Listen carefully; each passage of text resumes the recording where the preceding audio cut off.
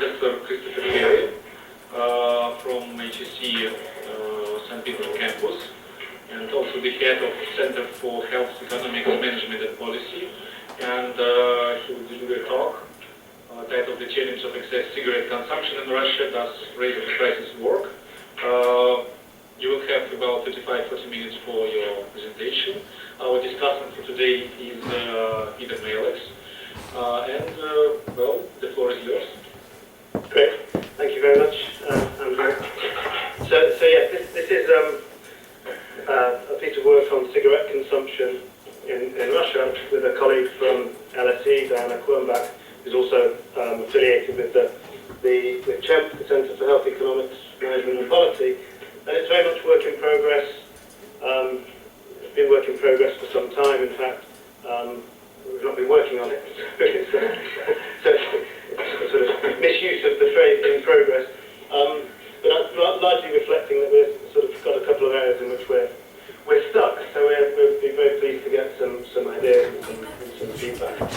So I'm going to give a little bit of motivation for the paper, a bit of background, portion of relative income in a whole bunch of middle, lower, middle, upper income countries, and what you see is Russia right down at the bottom of this. In other words, they have the most affordable cigarettes per income compared to a whole bunch of other countries.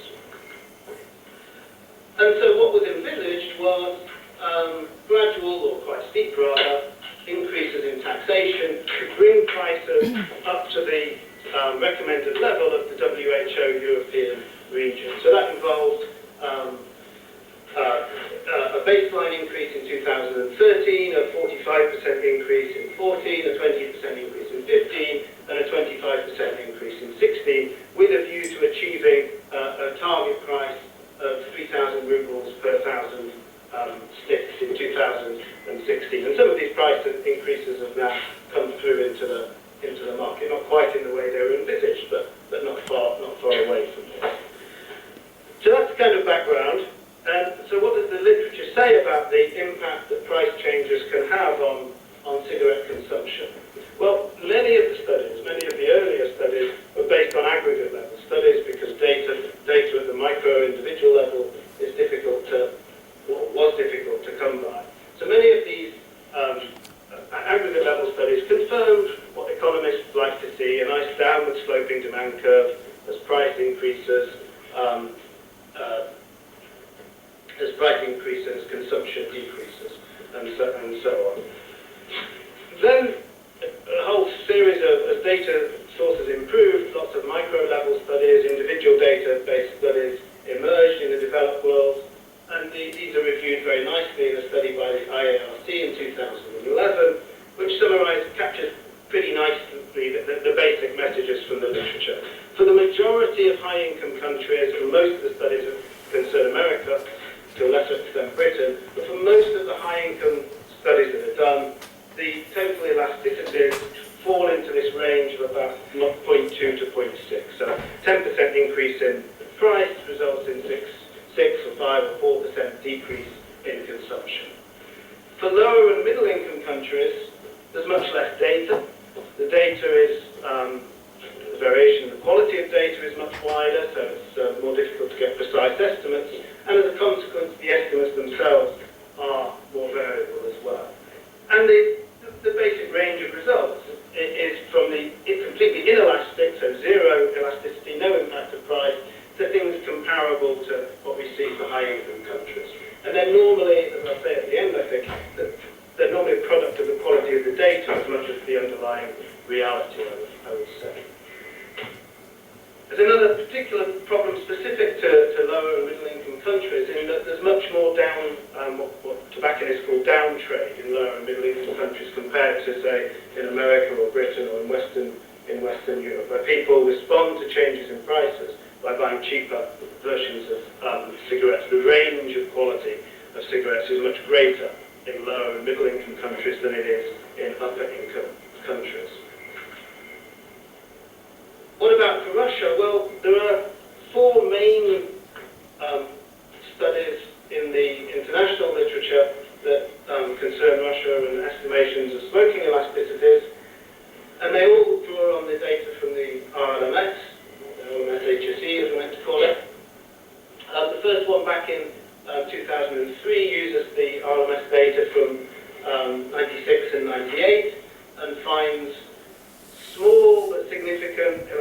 elasticities of participation, i.e. choosing whether to smoke or not for males, and quite significantly higher participation elasticities for females. So as prices go up, females choose not to participate in smoking. So nothing to do with the amount they smoke, but just the tendency to smoke or not. A very nice paper by Lance and his colleagues that compares China and Russia and has many of the problems actually in that paper that I have in this paper. He uses data, or they use data rather, from 96, 98 and 2000 of RLMS, and they look at just the males and they find no impact of price on consumption conditional on smoking. So given that you smoke, there's no impact on how much you smoke, but they find small significant impact on your likelihood of smoking. So very, very small elasticity of minus 0.05. O'Loughlin and Brock come back later and look at later data and look at participation rates in a paper which is largely about females, and they kind of confirm their earlier finding that there's quite a high elasticity of participation for women, so they see this 0.54. And then in another much more sophisticated paper actually by Hertzfeld, where he looks at a whole range of consumption choices for different products between 94 and 2005 using RLMS data. He doesn't look at participation, but just looks at consumption given participation, and he finds, or they find rather, relatively small elasticities in the right direction, so 0.12 to 0.17. So that's kind of consistent with what you might expect for a country like Russia during that period of time. So, what do we do? Well, we use the RLMS HSE data. I don't need to tell you people about this data, so all I'll say is that we use data from 2001 to 2010, and I can tell you why that is later if you're interested. But one reason relates to this, and that is that we used the regional Rostat price data on cigarettes and merged that into the data set, and that isn't available before 2000. In fact, it's not available before 2002. But we used some backward induction to get 2001 data. But that's basically why we started 2001. So we use the RLMS data for this 10-year period, and we merge in the Rostat price data for reasons that I'll explain shortly. So, just to confirm smoking prevalence in this data between these years, this is just random years, 2001, 4, 7, 10, just to show you the trend. And what you see is, in 2001, male smoking is around 64%, and it decreases to 56% by 2010, whereas female smoking goes from about 19 to about 20% during this period, with a little fluctuation along the way. So it's consistent with what we know from elsewhere. The age of smokers increases for males for the reasons I explained earlier, that younger smokers among males are less likely to be taking up smoking. And the start age for males stays pretty consistent, 16.5, which is again something we know from other data, whereas for females the start age decreases during this period, consistent with the observation from earlier that younger females are now taking up smoking more than they were previously. And here's the interesting thing, the consumption of cigarettes among this sample. For males, in 2001 it was 16 cigarettes, or 16.3 cigarettes per day. It increases by about 10% by 2010 to 17.5 cigarettes per day. And for females it also increases during this period. So from 10 per day among smokers to 11.6 per day among smokers. And I think this increase in consumption among people who continue to smoke is important for reasons I'll come back to later. This data is roughly consistent with the GATS survey. GATS is the adult tobacco survey, general adult tobacco survey, which they do in multiple countries, and in 2010 they have data on Russia. There are differences here, but we actually have another paper explaining those differences, and they're really due to survey question methodology rather than differences in the underlying data, we think. So we think these data are pretty reliable and consistent with surveys, other surveys through Russia. Okay.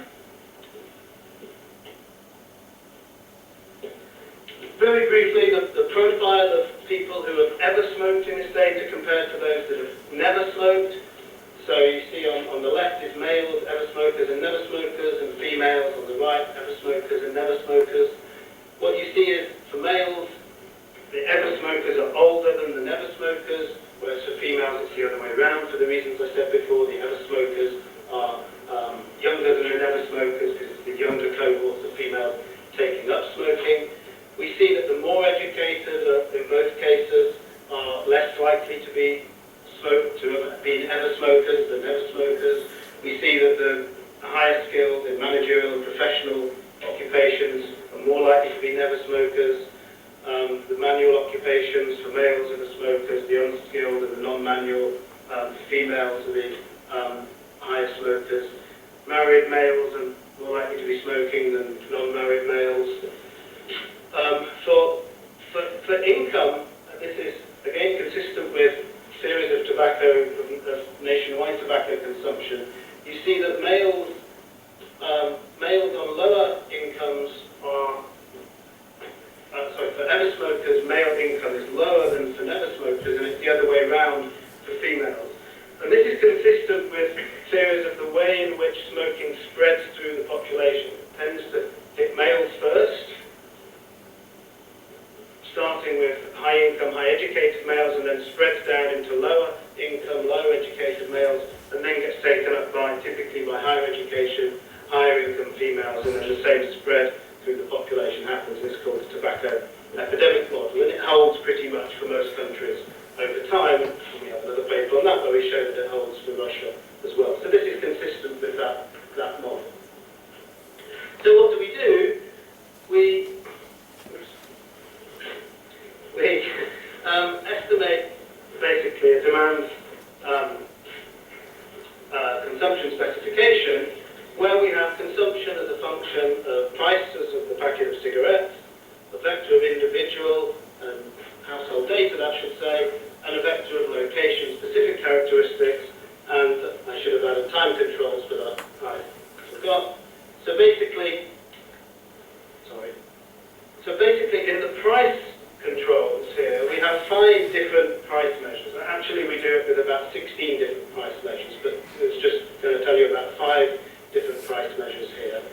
3 from the Rostat data, the domestic, foreign and average prices, and 2 from the RLMS community data, the lower bound and upper bound of domestic and foreign brand cigarettes.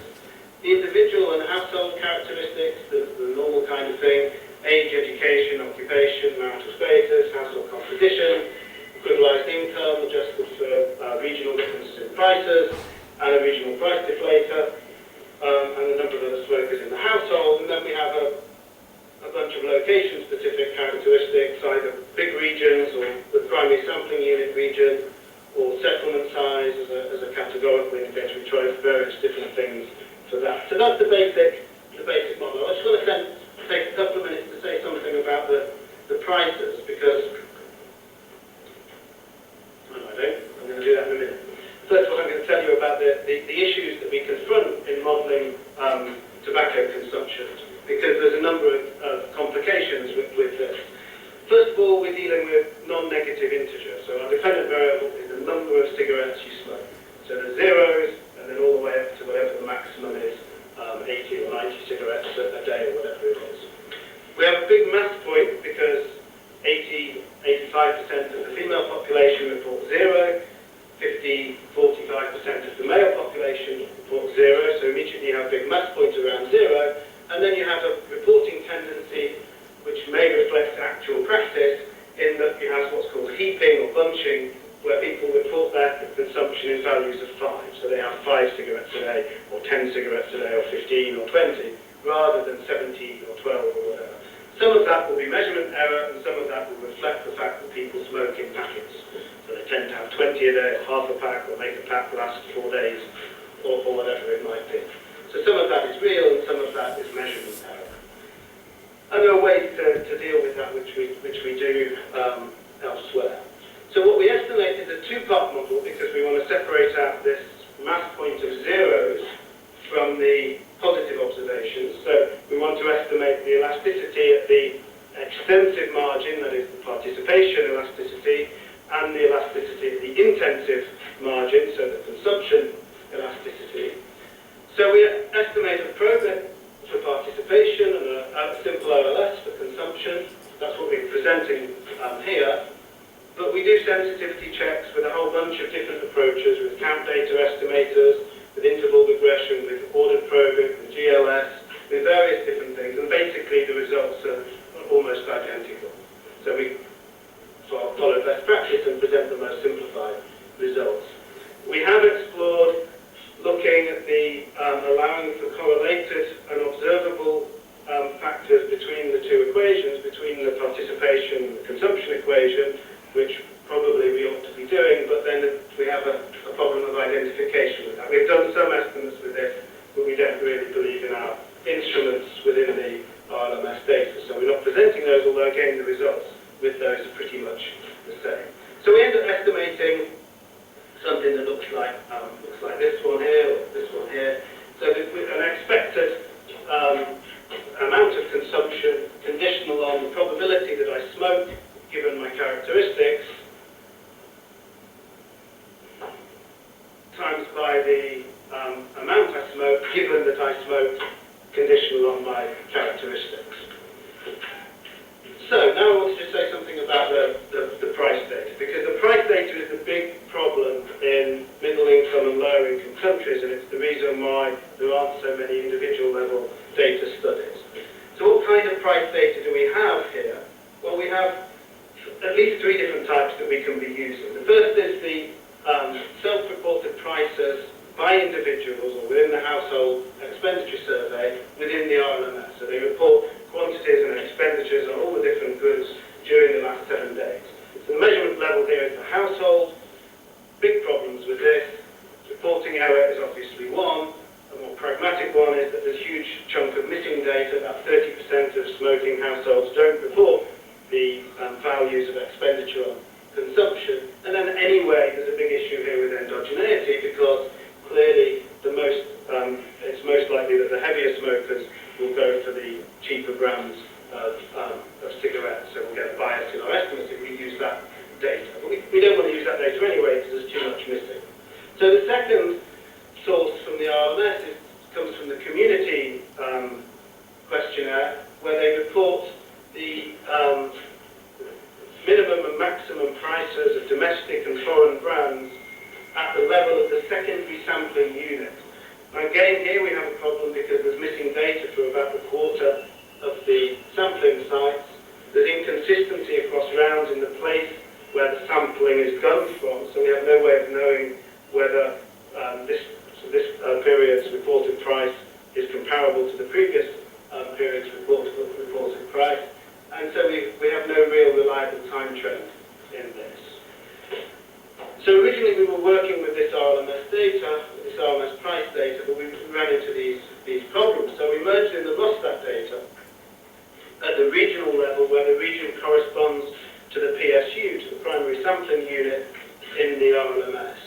Now the problem here is that the Rostat prices are only collected in urban areas. So we have and for other reasons, we have a reduction in variation. So the power and the accuracy of our estimates is going to be reduced by this approach somewhat. But then that's what we have. There aren't any other price data that we can be using other than different variants of this, which we do experiment with elsewhere.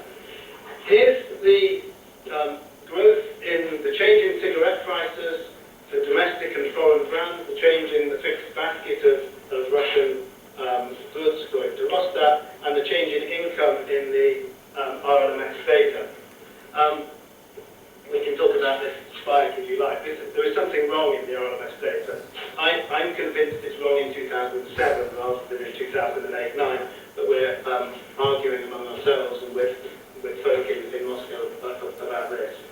But anyway, the point of this is that for the vast majority of this period of time, income is growing more quickly than the price of either domestic or foreign brands. So cigarettes are becoming cheaper over this period until the end of the period, until towards 2008, 9, and 10. And that's important. That's important in a minute, as I'll tell you when I present the results. So here are the results. Okay, so we've got basically four slides I'm going to show you here. Participation for males, participation for females, consumption for males, consumption for females. And it's easy to do this because most of the results are exactly what we would expect and consistent across different specifications and so on. So this is participation for males. All of the other controls that are in there, age and age squared and so on, all do exactly what we would expect them to do. So I'm not reporting those. What I want to focus on is the price coefficients. But just before I do, I'm going to pick out four important things to say. In all of these cases, the number of smokers in the household is very significant, as we would expect. It's a very significant predictor of both participation and of consumption. The more household smokers there are, the more likely I am to smoke if I'm in that household, and the more likely I am to smoke more if I'm in that household. Occupation is exactly as we'd expect. Unskilled workers tend to smoke more than skilled workers and managerial workers and so on. The less educated smoke more, and this applies to participation, consumption for males and females.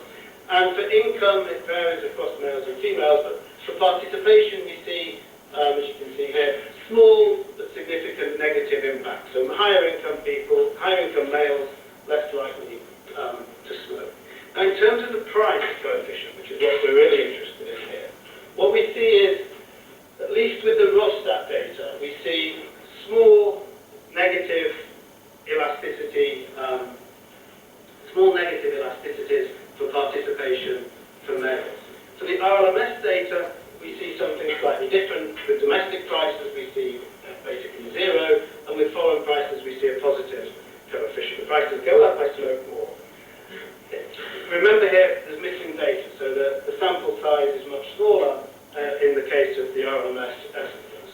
So the ones I'm concentrating on anyway are the Rostat data, so we can really restrict ourselves to the average Rostat prices here. So we see a negative participation elasticity for males. That's the basic message from that slide. For females, the basic message is everything else is the same as for males in terms of the other variables, but there's no price participation elasticity. There's no significant effect other than in the foreign RLMS case there. We'll come back to that in a moment. For consumption, here's where we have the problems in versus common. So all the other variables behave as we would expect and as they do in other studies for other countries and so on. But what we find here is sort of strongish evidence of a positive price elasticity. If prices go up, people who are smoking consume more. Okay, so that's kind of anti the laws of economics. It might be correct, it might be what's going on in the data, it might be what's going on in the data generating processing. It might be true, but we have reason to doubt this. For females, we see basically the same thing. All of the other coefficients do what we would sort of expect. But for price, we have this indication of a strongish positive impact relationship between price and consumption. So we got to there and we thought, well, what's going on with this? Oh, I'll skip that one.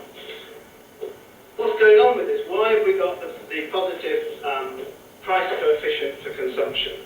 Well, one possibility is that it's capturing a time trend in smoking rather than a price effect per se. What we saw at the beginning was that participation falls over the sample period. So fewer people are smoking, but those that are smoking more. So somehow we're picking up this effect that the remaining smokers are smoking more during a period where prices, during a period where until the end price, the real price is decreasing. So it could be that the lighter smokers somehow respond to price rises or anticipate price rises potentially by dropping out of the smoker pool, leaving the higher intensity smokers left in the pool, and that's maybe the story of what this is reflecting. It's this is reflecting, actually what we're capturing is downtrade in consumption. So it may be that it's not quantities that respond to price changes, but quality. So instead of buying the high brand cigarettes I was buying before, when the price goes up, I trade down into a lower consumption brand. And we know from the evidence that when you start smoking lower quality, there's a tendency to drift upwards in the amount you smoke, because somehow you feel you've got to compensate for the shortfall in quality. Maybe you're not getting enough tobacco or thinking about. So it could be that that's going on. We don't know that from this data. So we don't know what type of cigarettes the remaining smokers are consuming here. So in other words, we could be seeing quality adjustment rather than quantity adjustment. And that would be consistent with kind of something that would make an economist feel comfortable. So we've been exploring this, and we've done various things. We've looked at non-linear price effects, interactions with price and year, interaction of price and income quartiles. We've looked at affordability index using relative income, affordability indexes. We've looked at relative price indexes using cigarettes and vodka and so on. And nothing changes. Everything is identical. No matter what you do, all the coefficients, all the models behave perfectly as you'd expect, in nice, neat ways, and you still get this positive price effect remains. So then we started thinking about what's going on, because someone said to us, yeah, but Russia's a really big country. There's something going on with the regional story here. And then, lo and behold, we saw, I didn't see, but my co-author saw, a Russian in London presenting a master's dissertation in which based on the same sort of data, the same sort of models, in which they had a nice negative elasticity, and so everything was behaved beautifully. And then we realised that, well, what they were doing was different, because they were just using aggregate regions. So we started thinking about what would happen if we lifted ourselves up from the level at which we're actually measuring things, the PSU, and just threw in these aggregate regions, so north, northwest, Urals, Moscow, St. Petersburg, and so on. And you do that, and you immediately get a nice negative significant coefficient. So well, let's just stop there and send this off to be published. But of course, that's the wrong thing to do, because that's not what's actually going on. That's not the right level to be operating at. So, what does that mean? Well, I'm not entirely sure what it means. I mean, we're not really sure what it means. So, maybe it means there's some sort of unobserved heterogeneity at the level of the PSU, or maybe it's just that at the level of the PSU, you get into too small cell sizes to be really getting efficient estimates. So what we did was to construct a measure of deviation from the mean PSU smoking load. And when we do that and include that, with the idea it somehow captures idiosyncrasies that we're not quite sure how to explain at the PSU level, because you only need a few outliers at PSU level to dominate the outcome. So by constructing this, by controlling for this somehow, through this deviation measure, we immediately attenuate this positive consumption elasticity. It disappears. But then we thought, well, okay, that's fine, but it's not really, we don't really have a story about why that works, or not really a very compelling one. So then we thought, well, maybe it's to do with this period 2008, 9, 10, because clearly something is happening in 2008, 9, 10. There's something in the data with the incomes that doesn't look right. Cigarettes prices are starting to increase, they're becoming less affordable. So let's just drop these last two years and see what happens. And dropping the last 2 years also removes the positive consumption elasticity from this. So then you get something that is plausible and consistent with the other literature, that you have a kind of zero consumption. I'm sorry, I missed part of this. What is PSU? So this is the primary sampling unit. So this is the 38 PSUs. So instead of the province, you use the larger economic region. In this bit here, yeah. So we drop the PSUs, controls, and just controls for the eight broader economic regions. Yeah, exactly. So then then we drop the last 2 years from the sample, and that gets rid of the consumption, the positive consumption elasticity as well. But it's not necessarily clear that we need to get rid of the positive consumption elasticity. It's not necessarily clear that just dropping the last 2 years or controlling or constructing this deviation measure or whatever, it just feels a little bit like data mining to get what you want. So that's kind of where we are. I said it was work in progress, and these are the things we're now exploring. So just very quickly to conclude, because I think I'm out of time. But so tentative conclusions for males: higher prices act as a deterrent to participation, but there's no evidence that price has any effect on consumption conditional on participation. And to the extent there is evidence, the evidence is in the wrong, intuitively wrong direction. This may reflect the ability to downtrade, or it may reflect the nature, the characteristics of the quitters from the sample, so they're the lower smokers, or it may be that in Russia prices are simply too low, so the price elasticity is zero anyway. And that's, of course, a perfectly plausible story, but that's not that's not the same as saying you expect a positive elasticity in Russia because prices are low. For females, there's no price effect for either participation or consumption that we can see. What I should say is that if you add up, and I have a slide in here that does it, but it's got errors in, and there's errors in the paper actually that you've got, Peter. But if you add up the participation and consumption elasticities for males and females, you get an overall negative elasticity for males. You get zero for females, but you get an overall negative elasticity for males, i.e. cross participation and consumption. So price increases lower male consumption in aggregate, at least according to this data for males, but not for females. And then just finally, and I haven't focused on it in what I've said, but there's some potentially interesting things about peer effects and so on that could be done with this.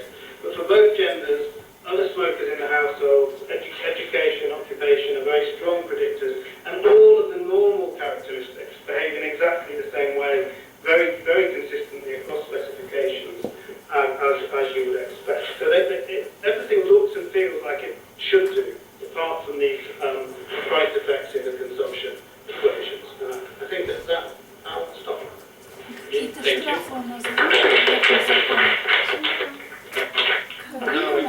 And I will go through Peter. So Да, зрение вообще смотрели. Они I don't need the mic here. I hope so.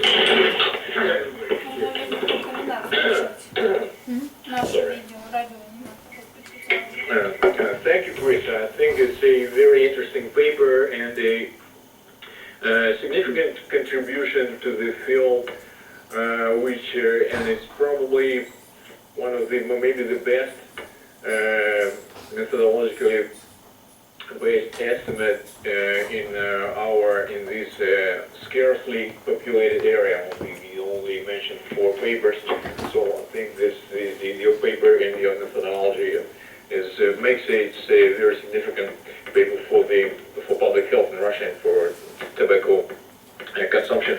In particular, what was, and I'm not really surprised that tobacco elasticity, both the participation and especially consumption, are not that even positive, but even at some points they're minor negative because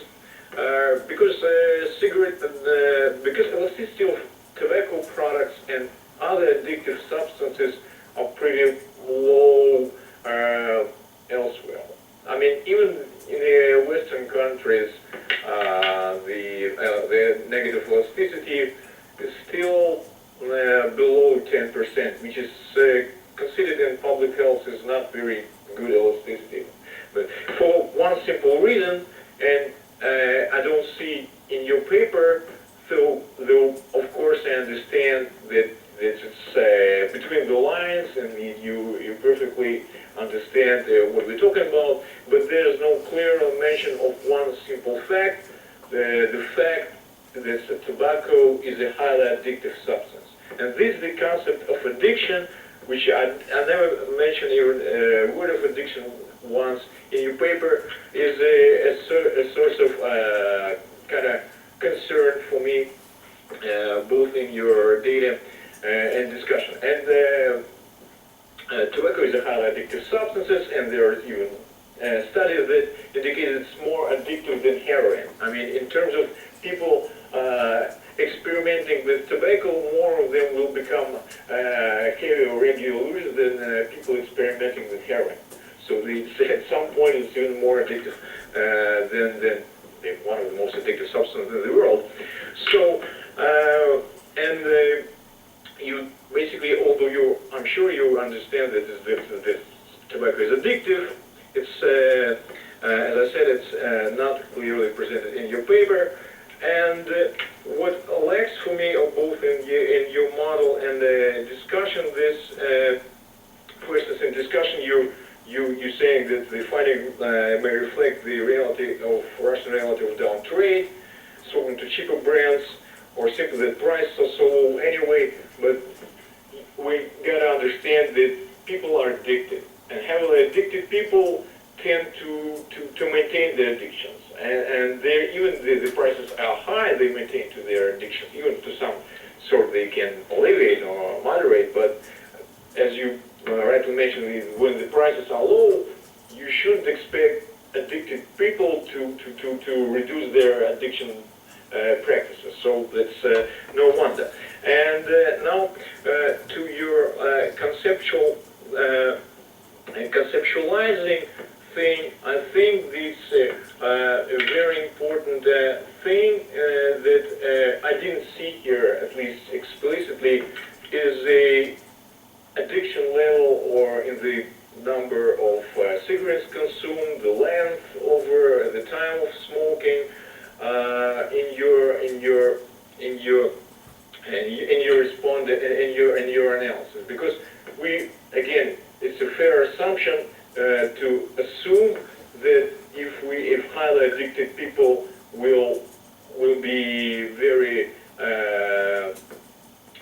will not respond well to the prices fluctuation, to the pricing drop, and the lower addicted people will respond well. And basically there are some evidence to do that, because the people who don't have a habit, I mean, they can smoke cigarette at a party, and they can say they can buy it, they cannot, that their own choice. It's fairly to assume that they will be more responsive to and the more, I mean, the tobacco product will be more elastic towards this group, and the tobacco product will be much less elastic towards the group of heavy users. So I would think that the level of addiction or number of, I mean, one can think about some measures of how we can do that. I think it would be part of the model of your model, because it's really important. And also that's one of the main things, but it's also what strikes me, but it's mostly concerns your data, because it starts only from 15 to the working populations. It starts only from 15 to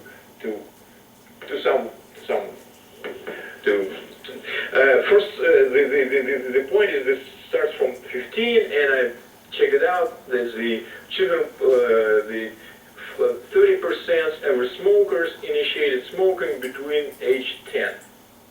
And from my experience, I mean, a lot of people start experimenting with cigarettes, and some of them get addicted to cigarettes before age of 15, and we can have this. I mean, that's not your fault. I'm discussing not only your kind of article, but the whole story. And we clearly lack this part of the story, what happens before age 15, and there happens a lot of participation, especially participation, which is in simple words, starting smoking. And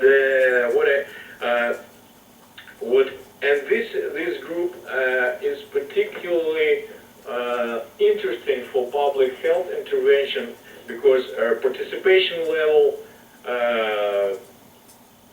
which is again starting smoking, will largely determine also the consumption level. That with people, if people start smoking, some of them will smoke a lot. That's obvious.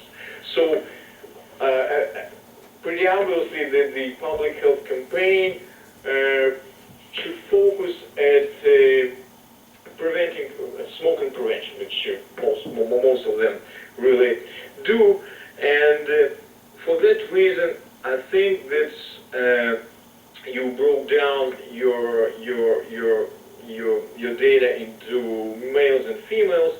But I would think that it would also may be useful to, even though you have limited age sample, to break it down with the, for instance, for very young people like 15, 17 and older, and to see what really happens with the participation, mostly because participation is one of the important things, so people won't start smoking. And this, it's called long-term elasticity in economics, because in short term it can be one thing, but in long term it can be huge, because if they don't start smoking, that will be, in 50 years it will have a huge impact. So I think that's because if targeting the young and singling them out in a specific category and examining what happens with their consumption and participation would really reveal a lot, and it will be really important for public health. That's what I see. As to your model, I think it's a pretty good model, but I think there are possible sources of collinearity because for education, less skilled work and let me see how it's formulated. You understand what I'm talking about? That's to be more precise. Incomplete secondary education and unskilled occupation probably will correlate a lot. Even maybe income, but these two are suspects for collinearity, and I didn't quite understand what the household mean in your data. Probably I don't know the definition, because if we household is some kind of nuclear family, it tends to be like 3, 4 people, only 2 adults, and you in the profile smoking, it's you mentioned there it's 2.8, the average household size of smokers. So I don't. So what is the? It's more question than the critique. It's because you're saying that 4 to 7 smokers in the household has a really significant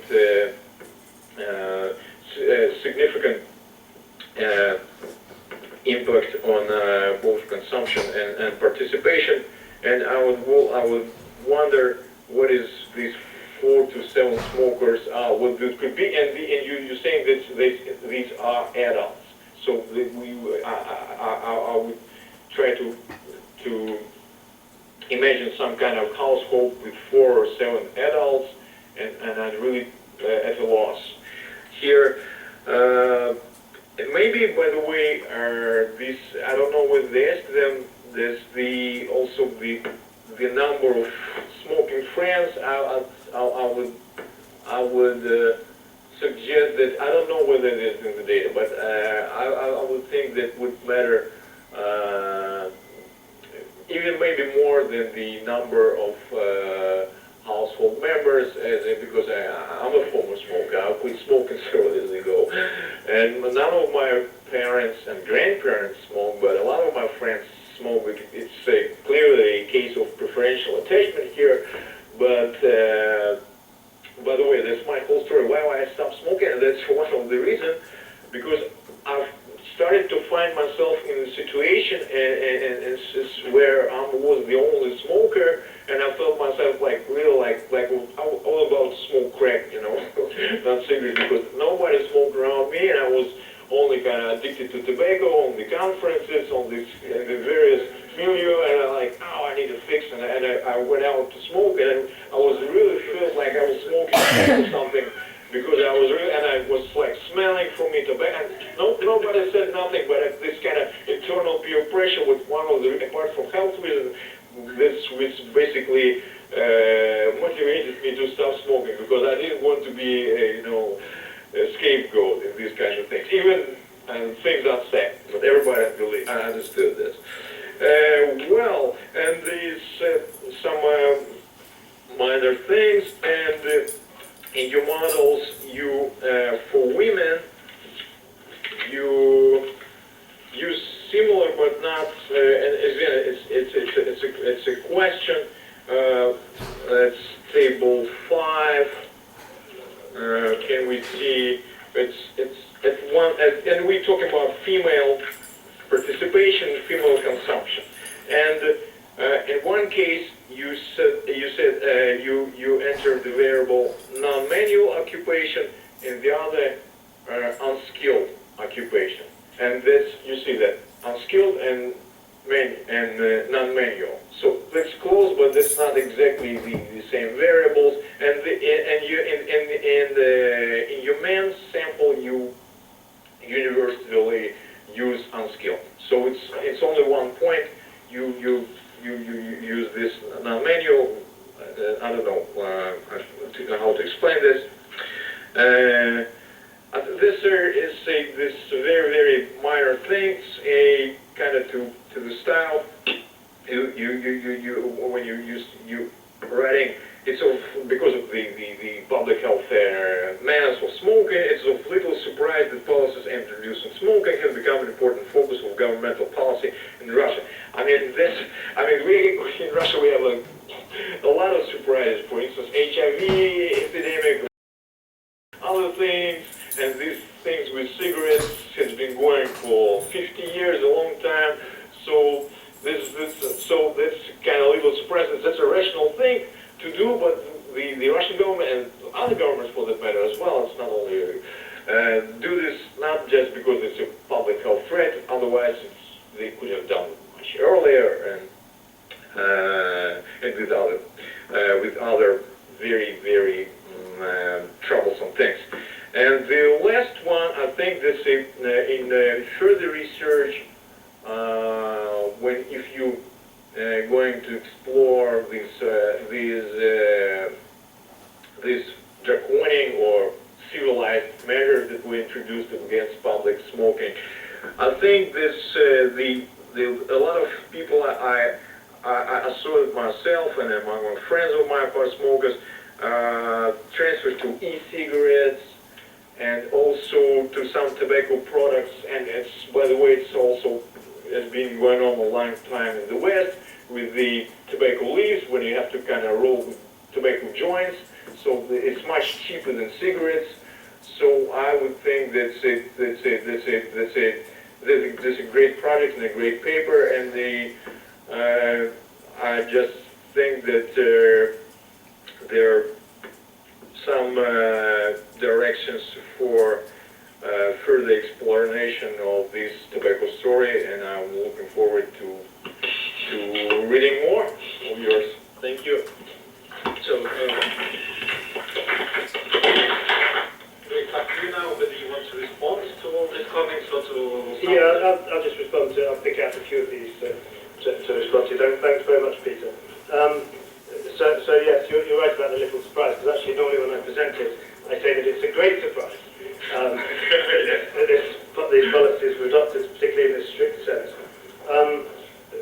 So working backwards through your comments, the type of produce is interesting, but so e-cigarettes and papyrosi, these are interesting things, but not in the data at this stage.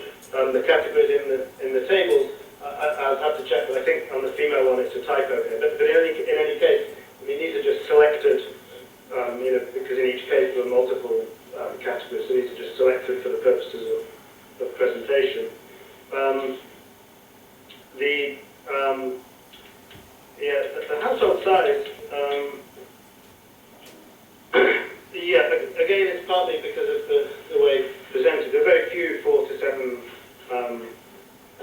smoker households. But the effect is, the point is the effect is there with one other smoker, two other smokers, three other smokers. It's just that we had some 4 to 7, and this was just, so this is the last category basically. Yeah, excuse me, but what the definition of household? It's a nuclear family or something else, or what? No, so the household is as reported by the person nominating themselves as the head of the household in the data. So there's quite a diverse range of household sizes, although the mean is relatively small. Education and occupation and co-linearity and so on. Yeah, to an extent, although they're not as co-linear as you would expect. But in any case, the results we can take out the education or take out the occupation, or whatever. Nothing changes with these things. The age range, yeah. I mean, in a way, the interesting thing that comes from this, or that doesn't come from this, the interesting question that comes from this is exactly this one. Who is it that stopped smoking, and who is it that is still starting smoking? And that's kind of, I think, what you're, at least the second question, the latter one is kind of what you're getting at. But that's a different paper for this. We're looking at quitters and starters, but then it becomes a different beast. There's only so much you can do in one paper. And actually, you have a short, abridged version of the paper there anyway. But in the full paper, there's a big discussion about the methodological problems of modelling tobacco consumption full stop. A similar thing. Similar thing with the intensity of smoking, the length of time smoking that you were talking about. The nature of the addiction story. Yeah, you're right in that we don't really pick that up here. In another paper, we're estimating dynamic models, but again, because of the data, when you go into the dynamic framework, you lose so much of the sample, and the models aren't very stable. Actually, in the dynamic framework, you expect, at least the economists in the dynamic framework expect the price effect to be greater, because rational individuals build in future expected increases in prices. So the price effect should have more of an effect in that sense, but that's kind of counter to what anyone in public health would say about addictive goods. We do have versions of these where we control for the length of time people have smoked. You're right, and to expect that would be important, and it is important as a predictor of consumption. But it doesn't change the results around price. But yeah, it is important. Yeah, I think that covered more or less. Thank you very much. This is interesting. Okay, Edward, then Boris. Okay, I have some methodological points of negative Boris who have some of the same method. So it seems to me that in your two-stage regression, The second stage was done using an OLS. That's what this is, yes. Yes. I'm not sure this is quite correct for two reasons. Number one is because your dependent variable, as you mentioned, is discrete positive integers. So it looks more like a Poisson regression or a negative binary regression. It makes no difference to the to the results. But more importantly, perhaps, is that your observations are clustered in localities, and you have location-level explanatory variables in your model.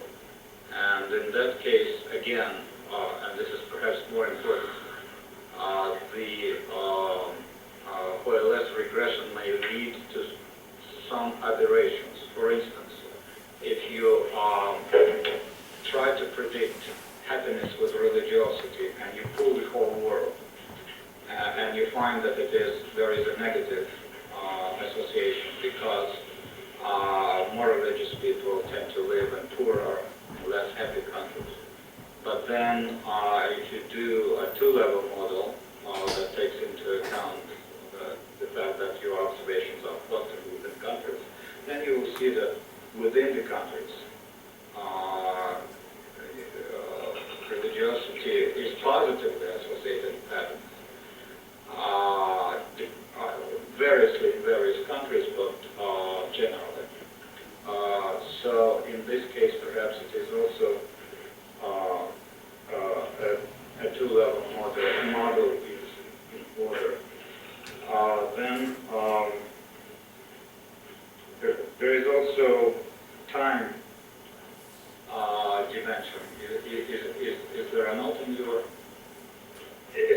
control. Yeah. Yes, that is, I left it off. And these are longitudinal data, so again, maybe even a more complex multi-level model would be better. But I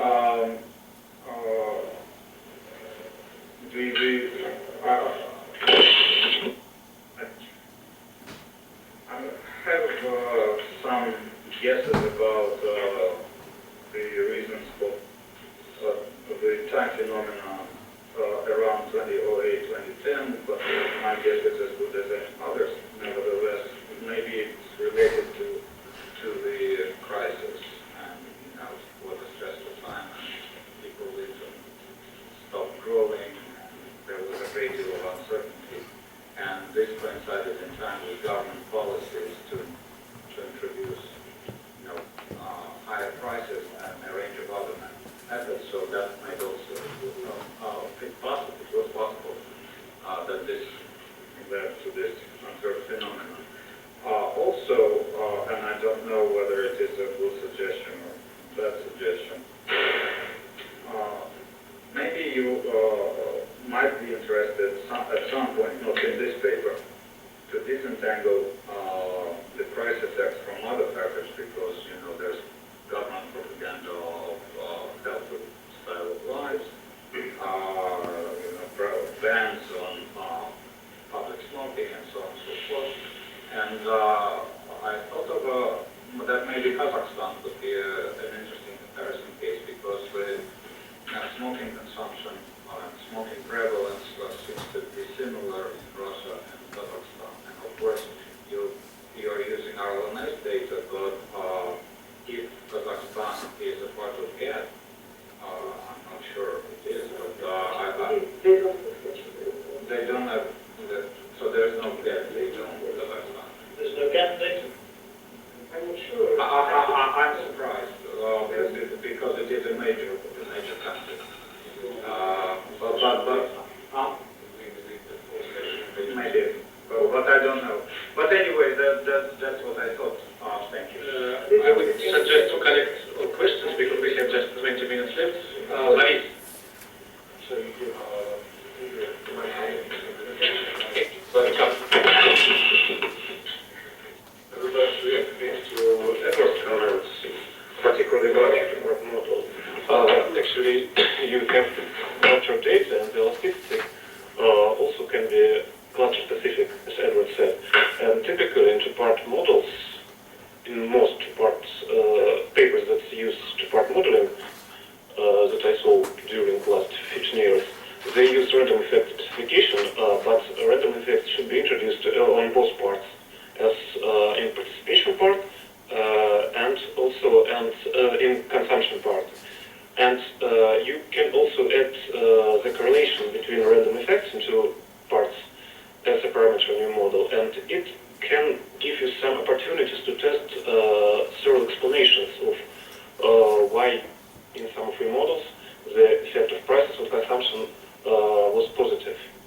Because, you know, in two-part modeling, it is assumed that the decision about participation and decision of amount of consumption are correlated within one person. Here I use repeat cross-sectional data, right? So you can not model the correlation between two decisions at the individual level, but you can model this correlation in region level, and you can also turn to the individual level modeling using only panel parts of RLMS data. So I think that it can first allow you to test several of your explanations, and it is methodologically correct, so you should add random effects in your models. Sure. I don't have so much to comment on this. So, I was interested if you could say whether the average price of packet cigarettes is different for men and women in Russia, because that would give me a bit more of the background explanation why they might behave differently. And another question, why not splitting your time period into two, before the crisis and after that, because you saw that, there was this big difference, which might kind of smooth out the fact that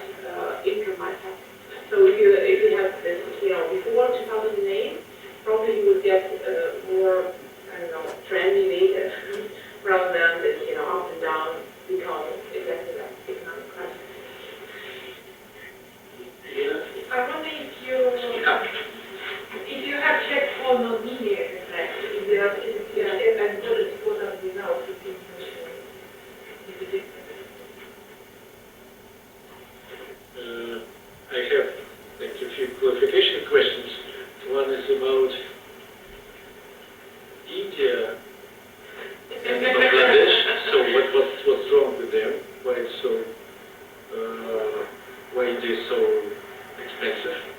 I mean, why cigarettes are so non-affordable.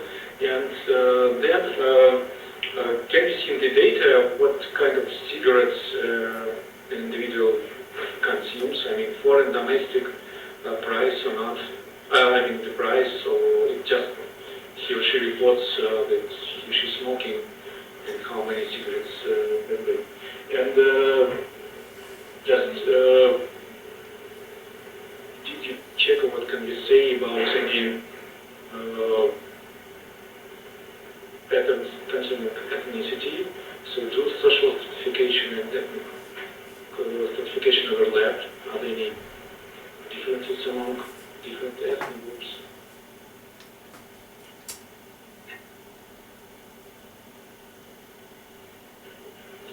Moscow, do you have questions? Yes, we have questions. We don't hear you. I don't know. Push the button. Другая сторона. Push the button. Как? We don't hear you. Они не слышат. Они не видят. А, теперь слышно. Вот, они не слышат. Громче говори. So now, can you hear us? Yes, yes. Громче. I have two questions.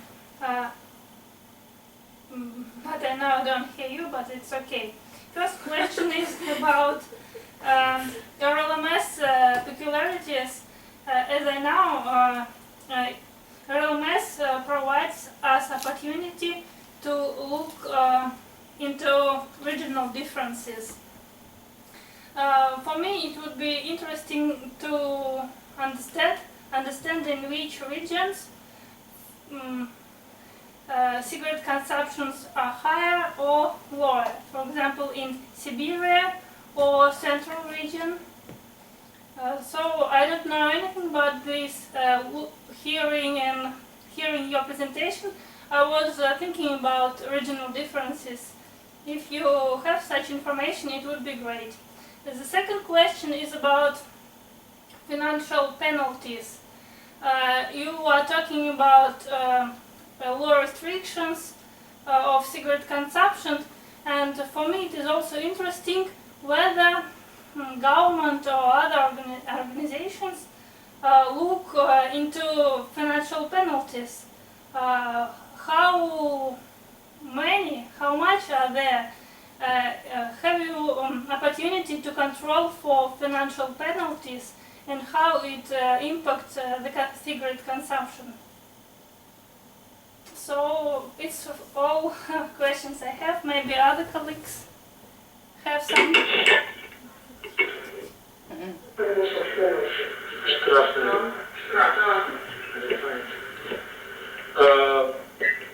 Okay, so if no question, if no other questions, you have about I think 15 minutes to respond. Okay, so in no particular order, India, Bangladesh, but it's because these are Western cigarettes, and then they are their version of local cigarettes. The type of consumption, I think, was one of your other questions. We don't really have the detail. There's some information on what kind it is, but not sufficiently nuanced enough for us to do anything meaningful with. The ethnic stratification, I don't know. Good suggestion. The Poisson-Neglin thing, I mean, you're quite right that technically, probably that, I mean, firstly, it doesn't make any difference, and secondly, there's a disciplinary sort of flavour here, because, if you send it to an economics journal, and it makes no difference, they'll tell you to present the OLS often, whereas in your field, it would be the other way around, I think. So it's which one goes in the appendix, right?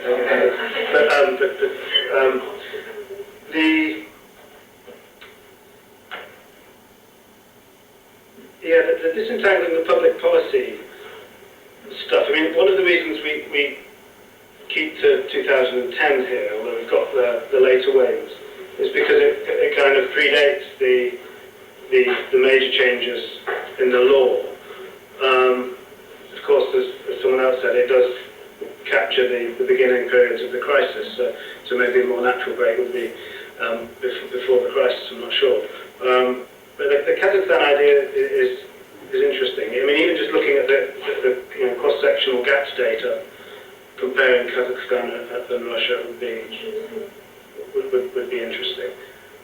I mean, the problem with Kazakhstan is that because you have such a huge proportion of Russian ethnics, you get behaviour-specific groupings, particularly in alcohol, but I don't know what it would look like in cigarettes. But the key difference is that the government policies will be Yeah, different, and this is what you want. Yeah. But the latest GATS data for Russia predates the policy. Okay. So, but at some point, At some point. it might be interesting. Is it Boris? Yeah. Thanks for these suggestions. Yeah, that's good. I might like you and talk to you about it separately. Male and female prices.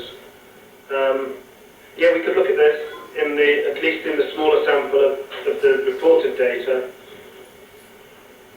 Except that another problem with the self-reported data is that it's reported by the head of the household, which is another reason not to use it, because cigarettes tend to be an individual purchase, as you know. So it would only be possible in female-only and male-only households. So it's probably not possible. Before 2008, after 2008. I mean, there may be something in just looking at 2001 to 2008 era. And then looking at the rest of the period, including the later waves, and seeing what's going on. I'm not sure. Someone said something about non-linearity. Yeah, we did a whole bunch of testing all different versions of Within a year. yeah, it makes no difference. It's robust to all of these. The findings are the same.